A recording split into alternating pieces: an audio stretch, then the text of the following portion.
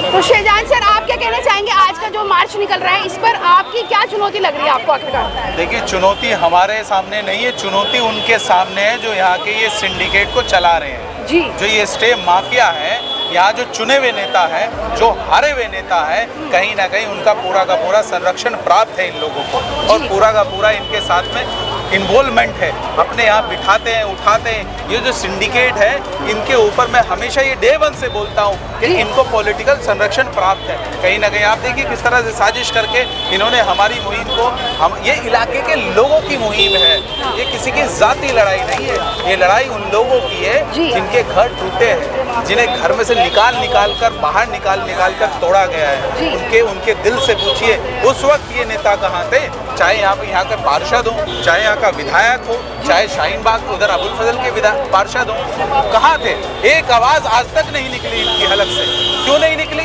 कहीं ना कहीं ये साबित होता है कि कोयले की दलाली में इनके हाथ काले हैं, और इनके भी बहुत जल्द जनता के सामने फोटो लगने वाले हैं। जिस तरह से यहाँ तमाम एनजीओज, आपने देखा एकता फाउंडेशन अभी ये इस मस्जिद के मुतवल्ली हैं, कल मुझे फोन किया, 66 गज का अपना मकान बना रहे हैं, उनके यहाँ एकता फाउंडेशन पता नहीं उसने डाल दिया, कहाँ है वो यही नहीं पता लोगों को। उसके अलावा एक मानव समाज सुधार संस्था के नाम से अबुल फजल में उसने बहुत सारे मकान तोड़वा दिए हैं, और इनका पूरा का पूरा जो मकसद है वो ब्लैकमेल करना।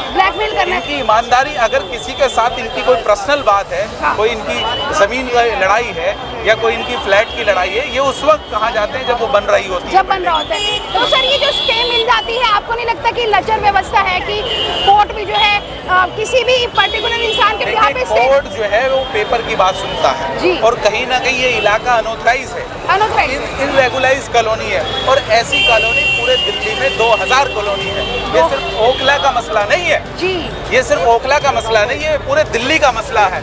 पूरे दिल्ली के साथ साथ हम ओखला की भी आवाज उठा रहे हैं कि घर देखिए कितनी मेहनत से आदमी बनाता है, अपनी पाई जोड़कर बनाता है, अपनी जमीन बेचकर बनाता है, कर्जा लेकर बनाता है, किसी से उधार मांगकर बनाता है, और उसके घर में से उसे निकाल कर तोड़ दिया जाता है कि अनऑथराइज है।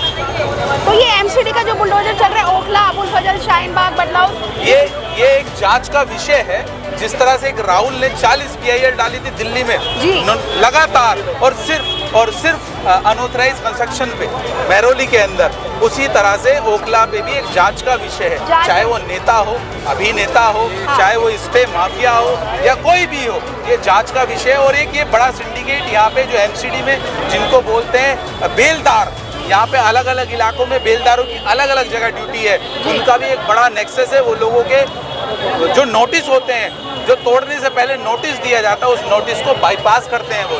एक मिली भगत है पूरी की पूरी।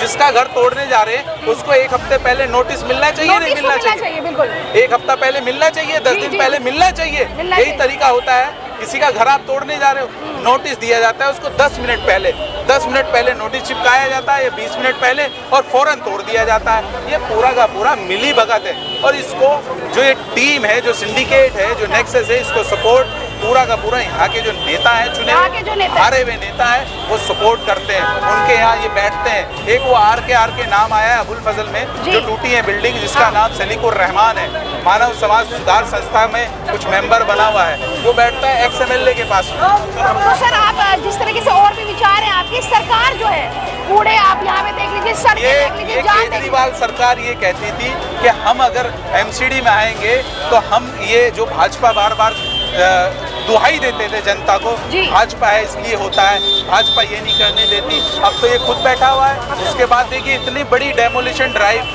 कभी नहीं हुई जितनी बड़ी डेमोलिशन ड्राइव अब हुई है, और लोगों के घरों में से निकाल के तोड़ा गया है। इनकी मानसिकता एकदम बेईमानी की है, इनकी मानसिकता एकदम खराब। जो यहाँ के नेता हैं चुने हुए, उनकी आवाज क्यों नहीं निकल रही है? बड़ा सवाल है। ये बड़ा सवाल। आपका जो यहाँ का विधायक हो, यहाँ का पार्षद हो, कोई नहीं बोल रहा, एक आवाज नहीं निकल रही इनके खिलाफ। इसका मतलब कहीं ना कहीं दलाली में उनके कहीं ना कहीं सर, जो ये टेंडर दिए जाते हैं सड़क बनाने के, लेकिन सड़क की जो व्यवस्था है कितनी लचर है। तो ये जो डीलर होते हैं, चोरी का काम करेंगे, जब कमीशन खोरी का काम करेंगे सड़कों में विधायक जी, तो यही हाल होगा। ये दिखा दो ना इधर वाला, पीछे वाला, यही हाल होगा। ये देखो आप। अब जिस तरीके से मैं भी आई हूँ, बड़ा मुझे सफर करना पड़ा कि सड़कों का हाल इतना बुरा है।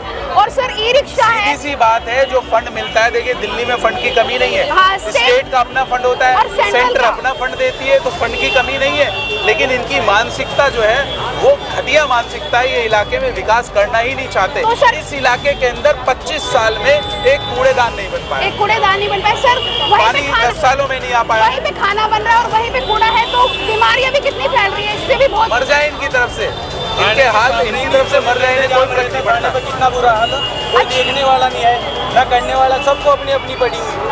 कहीं भी जाए, जब एक मरतबा चिल्लाते हैं फिर बिल भी आती है, भाई आपकी सपोर्ट में खड़े, इनकी सपोर्ट में आज मतलब मार्च में परमिशन मिली जाने की, क्यों नहीं जा रहे, क्यों नहीं इकट्ठा हो रहे? इकट्ठा नहीं, तो आपको लग रहा है कि आपको शहजाद जी सपोर्ट मिल रहा है? चौक पर बैठकर धमकाने के जी, आवाम का पूरा सपोर्ट मिला है और आवाम जागरूक हो गई। ये बड़ी जीत है जी। ओखला तो की, सपोर्ट करो। आवाम की बड़ी जीत है ये। आवाम और की कहीं ना जीत है कहीं सर, जो जैसे- ये आवाज उठी है, ये दबेगी नहीं नहीं। दबेगी। जागरूक हो चुके हैं लोग, और- उनको ये पता चला है कि कहीं ना कहीं जो लड़ाई है वो सच्चाई की लड़ाई है। तो सर आप अभी तक हुआ क्या है, हाँ। जो यहाँ के डीलर हैं वही नेता है, बिल्कुल बिल्कुल। जो चीटर है वही नेता है, वही नेता। वही लीडर है, तो कोई अभी- डीलर है। तो अभी यहाँ का तो फरवरी में- सिस्टम लचर पचर है। फरवरी में इलेक्शन है, तो तो अब आप आप- किसको अपना नेता देखना चाहते हैं? कैसा नेता चाहिए आप लोगों को? देखिए, नेता ऐसा होना चाहिए इलाके का जो कम से कम आपके इलाके के लिए लड़ाई लड़ सके। लड़ाई का जो मकसद है इलाके में डेवलपमेंट करना होता बिल्कुल है, सर। इलाके में विकास हो, रोड हो, पानी हो, सड़कें हो, लाइट हो, बेहतर व्यवस्था हो, इंक्रोचमेंट ना हो। आज इस हालात देखिए, यहाँ से आप पैदल वहाँ तक जाने में नहीं आधा जा घंटा सकते। लगेगा आपको। बिल्कुल तो आप- ये एक बड़ा सवाल है। आखिर में बस आपसे इतना जानना चाहेंगे, उद्देश्य आखिर में आपका ये मार्च निकालने का उद्देश्य क्या है, मेन मोटो क्या है? बस मेन मोटिव है, देखिए इलाके के अंदर यहाँ पे 8 से 10 लाख लोग रहते हैं मोटा मोटी। उसमें ये चीटर कितने होंगे? 200, 500, 1000। बाकी तो यहाँ शरीफ लोग रहते हैं, बिल्कुल, बिल्कुल, अच्छे लोग रहते हैं, पढ़े लिखे लोग रहते हैं, कारोबारी लोग रहते हैं, नौकरी पैसे वाले लोग रहते हैं। रहते नहीं, इन 100-200 लोगों की वजह से या 50-100 लोगों की वजह से जो ये स्टे माफिया चीटर हैं, इनकी वजह से पूरा इलाका परेशान, पूरा इलाका डिस्टर्ब है, पूरा इलाका एकदम बदनाम है। इस तरह से यहाँ पे आके मकान तोड़े जाते हैं। तो अनऑथराइज का पूरे दिल्ली का विषय है। सरकार को चाहिए, जिस तरह से सरकार दिल्ली में फुल मेजोरिटी में है, हाँ। एमसीडी में भी वही है, वो उन पे लगाम लगाए। जो लोग कंप्लेंट लेकर जाते हैं, पहले उनकी जांच करें, वो कंप्लेंट लेकर क्यों आया है। अगर कोई जेन्युइन विषय है, उस पे कार्रवाई करें। उस पे लेकिन अगर उसका मकसद सिर्फ ब्लैकमेल करना है, एक्सटॉर्शन करना है, तो उसका मकान नहीं तोड़ा जाए। बिल्कुल सर। 99% लोग ब्लैकमेल कर रहे हैं। जी सर। Thank you. सर आप